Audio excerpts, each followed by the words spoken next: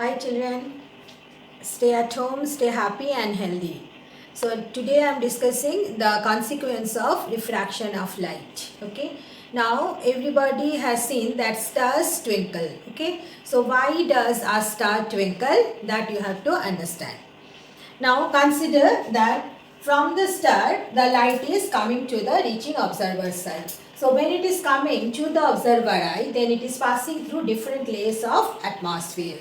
Now if you consider different layers of atmosphere due to the flow of wind, due to change in temperature, due to change in density of different layers, what happened? Diffractive index of different layer changes continuously.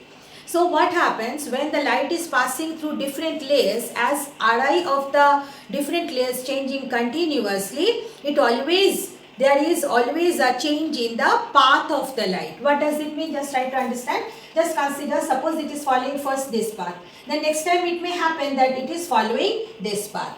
Okay, this is one point. Another point, when it is passing through different layers of atmosphere, then different layers of atmosphere also absorb certain amount of light.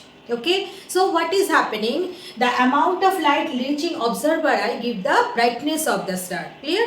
Now what is happening here when the light from star is reaching observer eye due to change in refractive index of different layers? What is happening? The path of the light ray changing continuously. So what the observer will observe, as if first the star is at the position S1, then next moment it is coming to X3, next moment it may come to S3, next moment it may come to the position S4. So continuously it is changing its position, as well as the brightness of the light also changing. That's why what happens, due to this continuous change in the position and brightness of the image of the star, the twinkling effect arises. So here I have noted down point wise all the points, putting asterisks. So you follow that point and you write it down in your notebook.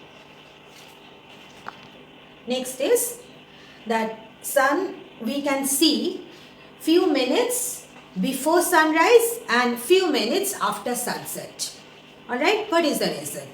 What is the meaning? I hope you have understood. Means before the sunrise. Sunrise means when sun is coming above the horizon, then we say sun is rising. And sunset means sun is going down below the horizon, then we say that sun is setting.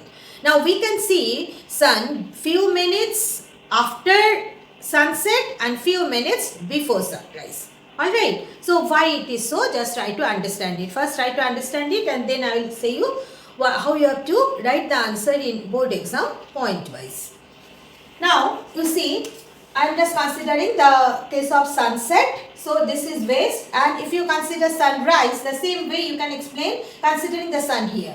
Okay, so you see, sunset means what? The sun has gone down below the horizon. This is the horizon and sun is here, just below the horizon. Then you see what is happening, light is coming out from sun. So light, when it reaching observer side, it is passing through the different atmospheric layer. And when it is passing through different atmospheric layer, then it is suffering refraction. Alright, that's why what is happening, it is following this bent path. The light from the sun, it is following the bent path. But the observer eye cannot follow this bent path. So what the observer eye will do? Just it will extend the received light in the backward direction. So you see, the observer eye extended the received light in the backward direction, and if you draw a perpendicular from the sun, it is both the rays, they are meeting at this point. So although S is the exact position of sun, but observer will be able to see the image of the sun at the position of S dash. Alright, so that's why observer can watch or observe sun just after the sunset, few minutes after the sunset. And same thing you can apply for sunrise also. Sunrise means sun will be here. So before the sunrise, from the sun again light will reach observer eye following a bent path as I have shown. Why this bent path? Due to atmospheric refraction. Alright, so how you will write down pointwise the answer of this question if the question comes. You will draw this diagram, so that's why you must copy the diagram in your notebook and then you will write down the answer. I am dictating it, I am not writing. You please listen and write it down. Okay, how you will write down the answer pointwise. Due to atmospheric refraction, rays from sun or light from sun follow a bent path as shown in the diagram. You refer to the diagram, then you don't have to clarify it more. So it follows the bent path, and as a result the observer can see the image of the sun above the horizon. I am repeating the answer, that when sun is just below the horizon, then the light from sun follow a bent path while reaching observer's eye due to atmospheric refraction. This atmospheric refraction is the key word.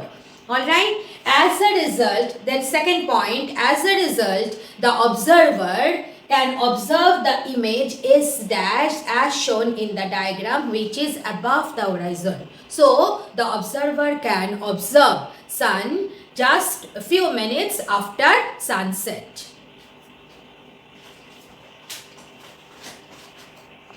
Now the third consequence. I have not written the statement on the whiteboard, but please you refer to the book. Okay, the third consequence of refraction of light is that when a coin is kept in a beaker, then for a particular position of your eye, if the coin is invisible, then if you pour water in it, then coin become visible again. Alright, so what is the cause of it? Then you draw this diagram. Already I explained that one. That let us consider C be the coin. Then from the coin, the light ray coming to the water, and it is suffering refraction. It is moving from denser to rarer medium, so it is moving away. And another ray passing this normal incidence, it is moving undeviated. So when these two refracted rays are extended back, they are meeting at the point C dash. So here C is the coin and C dash is the image. Alright. So what is the cause here? How to write the answer? You will simply draw the diagram and then you will write down the answer. It happens due to refraction of light from water to air as shown in the diagram. I hope you have understood how to write the answer. You will draw the diagram and then you will just write it that C is the coin, C dash is the image of the coin, and then you will write down simple statement that this happens due to refraction of light from water to air as shown in the diagram. Then next consequence, the fourth one, that a print on paper, okay, it appears to be raised when a glass block is placed on it. Alright, why it is happening? Again the same reason. When you are putting the glass block here, from the print light rays, it is passing from glass to air. So, moving away from the normal, another ray which one falling perpendicularly, it will move undeviated. So, the two refracted rays, when it will meet, then it will meet at P dash. So, P dash is the image of P. So, when the observer will look at P, observer will be able to see the print P at the position P dash. So, P dash is the image of the print. Alright. So, how you will write down the answer in exam? You will draw this diagram and then you just write it down clearly that P is the print on the paper and P dash is the image and this is the glass block, and again you will write down the answer in the same manner referring to the diagram. It happens due to refraction of light from glass to air as shown in the diagram. I repeat, how you write down the statement. You don't have to write whatever the explanation I have given. Just simply you draw this diagram and write down the answer that it happens due to refraction of light from glass to air as shown in the diagram. Next one is a piece of paper stuck at the bottom of the glass block appears to be raised. Alright, why? The same reason. The same diagram you will draw, only in place of print on paper, you will write down the paper stuck to the glass block and you show in the same manner that it happens due to refraction of light from glass to air. Then 6th and 7th point, I am just saying it verbally, you will refer to the same diagram, that why a tank appears to be shallow. Alright, why the tank appears to be shallow? You will draw the same diagram only. Instead of writing this paper, you just write down, take a point P at the bottom of the tank, and this one will not be considered as the glass slab, it will be considered as the water tank. So here in place of glass block, you will write down water tank. Alright, these are the changes you have to make in the diagram, and how to write down the answer.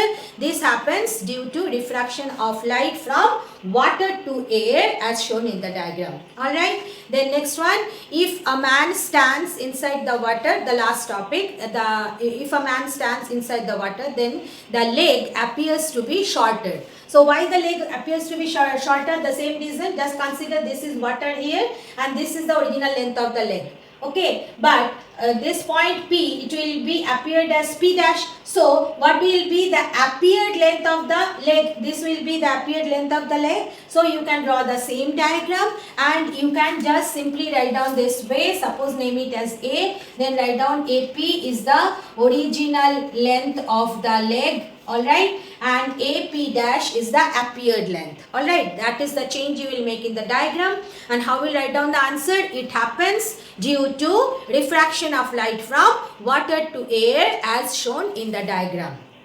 I hope you have understood. So all these consequences, you should give the proper number and you should write down from the book. You copy the statement of the consequences. Clear? And then you draw the corresponding diagram, and on the right side of the diagram you write down the answer for every cases as I said. Next unit is total internal reflection. Now consider this diagram. Let us consider there are two medium. This is the first medium through which light is passing, and then it is entering into the second medium whose refractive index is mu2. And here you see what I have written, mu1 is greater than mu2. What does it mean? The first medium is denser and the second medium is rarer. So what we know, that when a light ray moves from denser to rarer medium, then the light ray bends away from the normal. So just consider the first case. When the angle of incidence, this is the one arrow given. Okay. So when the angle of incidence is quite small, then you see it is bending away from the normal. So angle of refraction greater than angle of incidence. Then consider the second ray. What you have done? You have increases the angle of incidence. So what will happen? Again it will bend more away from the normal. So you see now this is becoming the angle of refraction. The double arrows representing the corresponding incident and refracted ray. Then what you have done this way, you are just going on increasing the angle of incidence. So what you are observing, that angle of refraction is also increasing. Alright. Now the question is how long it will increase. So in this way, when we are increasing the angle of incidence, then one moment will come when the angle of incidence, for that particular angle of incidence, the light ray passes through the line of separation between the two media. Means the angle of refraction becomes 90 degree. Alright. And you know angle of refraction, it is becoming the maximum. Clear? Then this angle of incidence is known as the critical angle.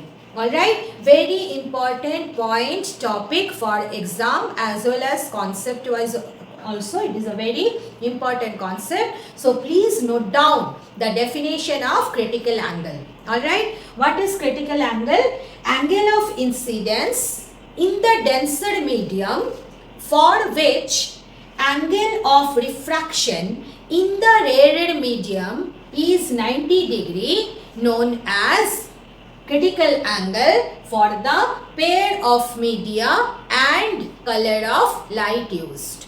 I am repeating, angle of incidence in the denser medium for which angle of refraction in the rarer medium is 90 degree, known as critical angle. Whose critical angle? Critical angle for the pair of media and the color of light used. Alright. Now this definition of critical angle is very important. You must learn it. Clear now? Next, the third. Consider this one. So here you see, when the angle of incidence is equal to this, then angle of refraction is 90 degree. Now further you have increased the angle of incidence. So you see what I have written, I is greater than this angle of incidence. So what will happen? You see the refracted ray, it will try to bend more. Okay, so when you will try to bend more, then no longer it will remain in the second medium, it will enter to the first medium again. So you cannot say that it will suffer diffraction anymore, rather it will suffer reflection. Alright, although there is no reflecting medium, but the light ray is suffering reflection.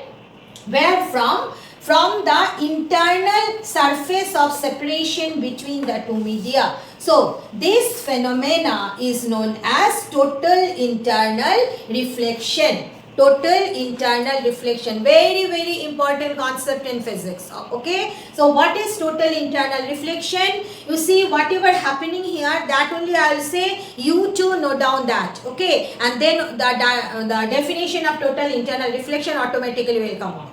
So you see how I can say this? When light ray moving from denser to rarer medium and angle of incidence is greater than the critical angle, then light ray suffers reflection from the surface of separation between two media. This phenomena is known as total internal reflection. So you must write and learn the definition of total internal reflection. The next point is, what are the conditions of total internal reflection? So conditions of total internal reflection, you see, it is lying, it is hidden in the definition of total internal reflection only. So I am repeating the definition of total internal reflection. When light ray passes from denser to rarer medium and angle of incidence is greater than the critical angle, then light ray suffers reflection from the surface of separation between two media. This phenomena is known as total internal reflection. So, what are the conditions of total internal reflection? What is the first condition? Light ray moves from denser to rarer medium. Please note it down. What is the first condition for total internal reflection? Putting asterisk, write it down. When light ray moves from denser to rarer medium. Okay? Then, second condition. What is the second condition? Angle of incidence should be greater than the critical angle for the pair of media. For the pair of media, cannot write, no problem. At least write down the second condition, that angle of incidence is greater than the critical angle. So from this lecture, what you must learn and prepare, that is must for everyone for your board exam. What is critical angle? Definition of critical angle. What is critical angle? I am repeating the definition. The angle of incidence in the denser medium for which angle of refraction in the rarer medium is 90 degree is called critical angle for the pair of media. Second point, what you must learn, what is the definition of total internal reflection, and third, what are the conditions of total internal reflection. I said there are only, you have to write only two conditions for total internal reflection. First condition, light ray should move from denser to rarer medium, and secondly, angle of incidence should be greater than the critical angle for the pair of media. Next is, what is the relation between critical angle and refractive index of the denser medium? So refer to this diagram. The light ray is moving from denser to rarer medium, and let us consider angle of incidence is equal to the critical angle for the pair of media. So what will be the angle of refraction? 90 degree.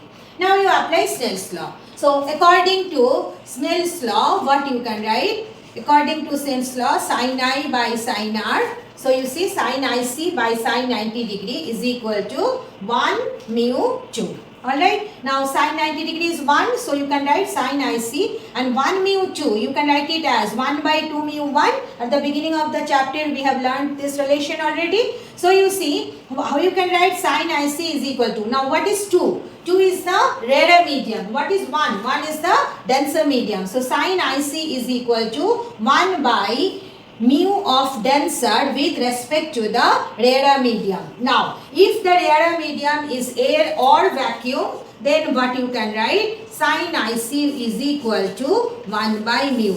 Alright, here remember what is this mu? Mu is the absolute refractive index of the denser medium. This is a very important relation. You may have to apply it solving the numericals also. So this is the relation between the critical angle and refractive index of a denser medium.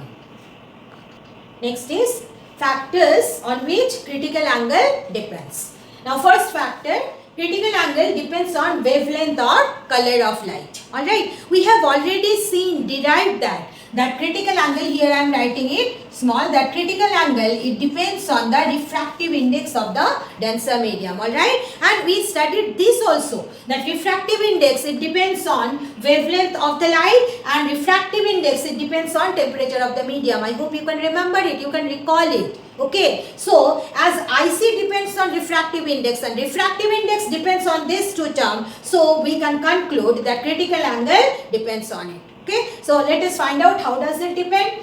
We know that when lambda increases, then mu decreases. Alright, I hope you can remember it, that when lambda increases, then what happened? Mu decreases. Alright, look at it. So if mu decreases, what will happen to this value? This value will increase. So what conclusion you can make? That critical angle will increase. Okay, so what is the conclusion? That when critical angle, if you increase lambda, critical angle will increase. So you can write down, you just learn this sentence, that IC increases with increase in lambda, and this is the clarification of this statement. Okay, I am repeating it. If you increase lambda, then what will happen? Mu will decrease, and if mu decreases, then sin IC will increase. So sin IC increase means IC will increase. If you can learn, understand and remember, well and good. Cannot do, at least remember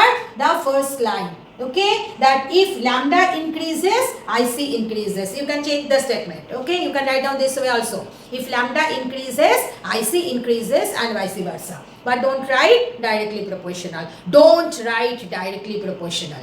Then next point is, it depends on temperature of the medium. Alright, we know that when the temperature of the medium increases, then also mu decreases. So if mu decreases, what will happen to IC? IC will increase. So what is the conclusion? If the temperature of the medium increases, IC increases. Clear? And vice versa. So these are the two factors on which critical angle depends.